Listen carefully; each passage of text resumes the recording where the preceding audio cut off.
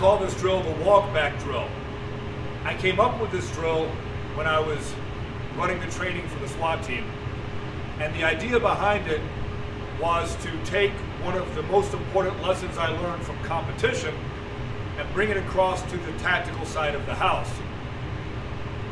Because as a tactical shooter, it's drilled in our heads from the beginning that we are accountable for every shot we fire, we tend to default to the most precise, most cautious aiming method and trigger press. What that does a lot of times for closer range shots is cause us to shoot much slower than we actually could accurately. So the drill is very simple. We start out at 3 yards, we fire 2 rounds from the holster. You're going to repeat that as many times as you need to figure out how little you need to see of your sights and how roughly you can press the trigger and still get an acceptable hit. For demonstration purposes today, I'm only going to do 1 string in each distance, but bear in mind when you're actually training the drill, this drill is an experimentation process for you to figure out what you need to see and what you need to do at each distance to get your shots as quickly and efficiently as possible. I'm going to talk a little bit about what I need to see with iron sights, although I'm running an optic today, as well as the optic at each of these distances, and I'm also going to talk a bit about trigger press and how that changes as well. Both of these things, sight picture sight alignment, kind of as one thing, and trigger press as a second, aren't really this or this or this. It's more like a continuum. It's like a volume knob rather than a switch with 2 or 3 positions. And you have to learn how to change that based on the shot you need to make. The only way to do that is to get enough correct repetitions in practice and to observe what you need to be observing about both your performance and the input you're receiving from the weapon and the target as you train. The other important thing to remember here is that this is actually a moving target, no pun intended. The better you get at shooting, the less sight picture you need to have. The better you get at shooting, the rougher your trigger press can be and still get the acceptable hits. So this drill is good to revisit from time to time because what you need for each shot is going to change as your skill increases. Like I said, I'll talk through each position a little bit, what I need to see and what I'm doing, and we'll run each position 1 time. Okay, at 3 yards, what do we really need to see to get an effective hit? Not very much, right? At this distance, you probably only need to see the vague outline of your weapon superimposed over the A-zone. As long as you have built a correct index through dry fire and live fire, your grip is correct, your natural point of aim is correct. As long as those things have been done, you have the homework done there, you really should need to see very little at this distance. Make no mistake though, this is not point shooting. You are seeing what you need to see.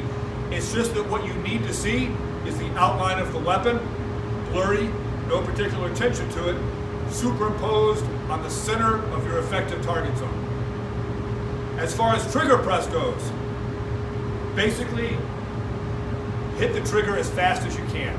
As long as your grip is good at this distance, you should not have any deviation outside of an acceptable accuracy. Just running that trigger as fast as you can possibly run it. Here we go.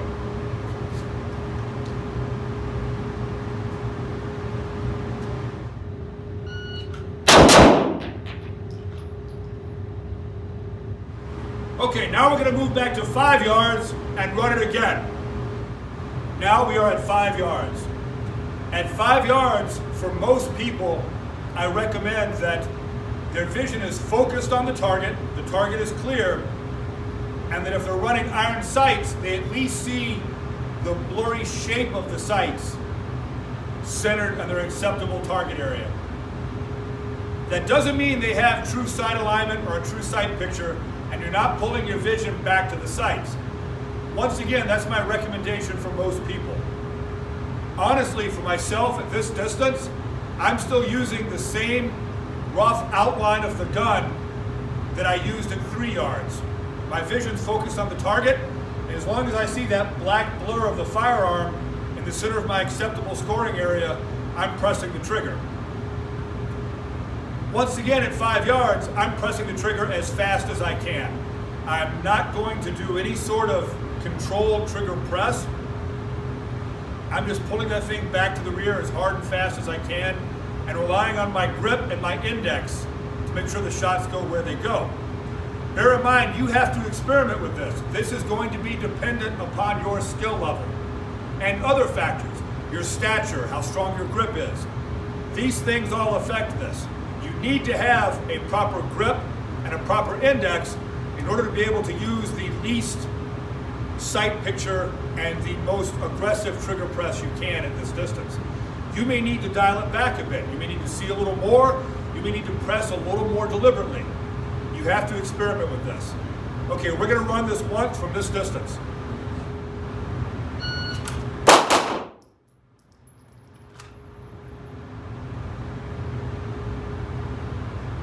Okay, that was only 0.05 of a second slower than I was at 3 yards.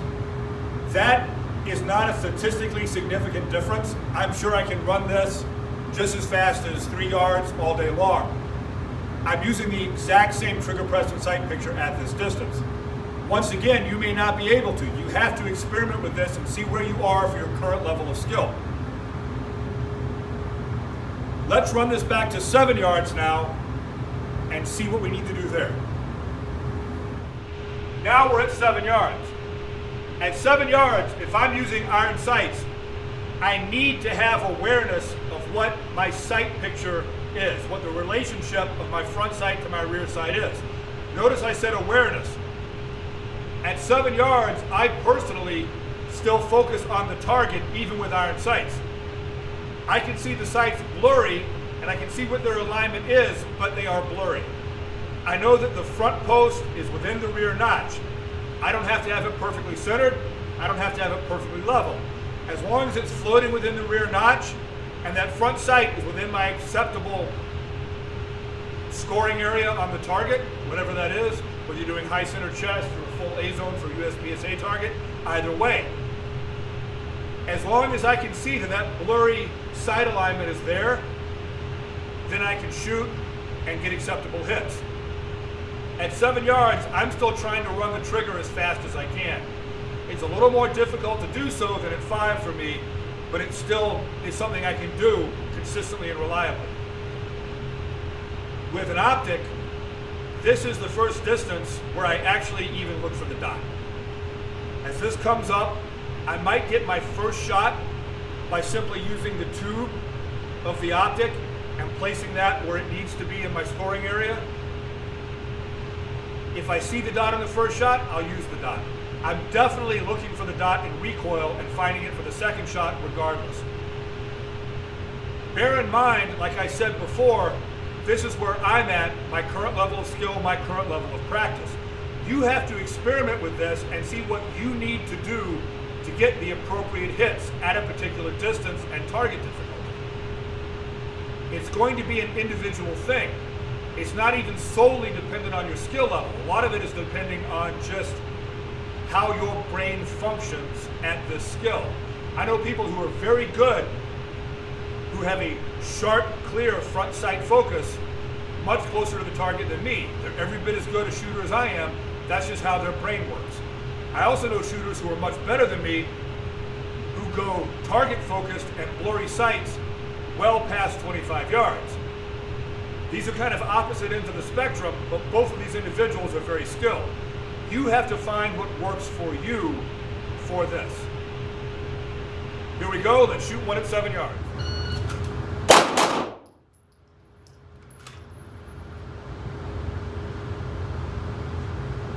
Okay, that was about 0.2 of a second slower than I was at 5. I would have liked to have gone a little faster, but that's acceptable. I'm okay with that. My split wasn't really different. What was different was finding what I needed on the first shot. it's going to be a more difficult process the further back you go and the harder the shot gets. My draw was still right at 1 second. I can do faster than 7 yards pretty consistently, but that's where it was for that repetition. It is more important when you're doing this drill that you make sure you're getting a good shot. This is not a drill to develop your speed. This is a drill to find out what you need to see and what you need to do to accurately and consistently make your shots. Now we're going to move this back to 10 yards and see what happens there. Now we're at 10 yards. 10 yards for me is where I have to start being a little more careful. If I'm running iron sights, I'm still target focused, but I have a more precise awareness of where the rear sight and the front sight are. They're still blurry, but I'm trying to make sure that the front sight post is at least roughly centered in the rear notch and is at least close to being equal height with the rear notch. If I'm running an optic like I am today, I want to see the dot on the draw at 10 yards. I'm not going to use a coarse sight picture using the tube of the optic to approximate it at this distance. Not for me, not yet anyway. I'm hoping to get to that point. For trigger press at this distance, my split should still be about the same speed as they were at 7 yards, but I'm more conscious of the trigger press. I have to pay more mental attention to what I'm doing. The fact that my splits are the same speed for me is more a function of the fact that my splits are not terribly fast when I'm up close anyway. I don't have very fast splits. It's just the way my shooting is. Some people can split very quickly up close and they start slowing down a little bit right here. I'm basically the same, but mentally for me the process is different. Let's run through this once and see how it shakes out.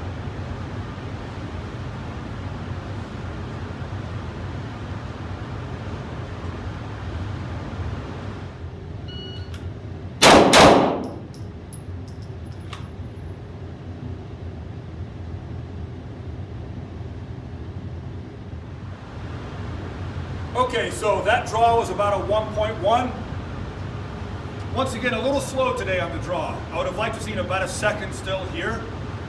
But on this drill, it's more important that you see what you need to see to make sure you get your hit.